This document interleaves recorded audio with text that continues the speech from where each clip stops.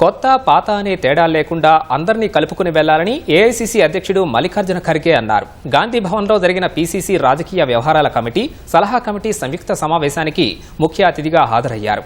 AICC ప్రధాన కార్యదర్శి KC Venugopal, ముఖ్యమంత్రి రేవంత్ రెడ్డి, రాష్ట్ర కాంగ్రెస్ ఇన్ఛార్జ్ మీనాక్షి నటరాజన్, పీసీసీ అధ్యక్షుడు Mahesh Kumar Goud, deputy CM Bhatti Vikramarka, PAC సభ్యులు పాల్గొన్నారు. బీసీ కులగణన, ఎస్సీ వర్గీకరణ సహా ప్రభుత్వం చేపట్టిన అంశాలు, జై బాపు, జై భీమ్, జై సంవిధాన్ కార్యక్రమాలు, జై సంవిధాన్ బచావో కార్యక్రమాలపై విస్తృతంగా చర్చించారు. సంస్థాగతంగా పార్టీ నిర్మాణం, జూబ్లీహిల్స్ ఉప ఎన్నిక, స్థానిక సంస్థల ఎన్నికలపై కూడా సమాలోచనలు జరపాలని తెలిపారు. కొత్త పాత నేతల మధ్య సమన్వయం లేదన్న వీహెచ్ వ్యాఖ్యలపై స్పందించిన ఖర్గే ఏమైనా విభేదాలు ఉంటే బయట పార్టీ రాష్ట్ర వ్యవహారాల ఇన్ఛార్జ్ మీనాక్షి నటరాజన్ దృష్టికి తేవాలని సూచించారు.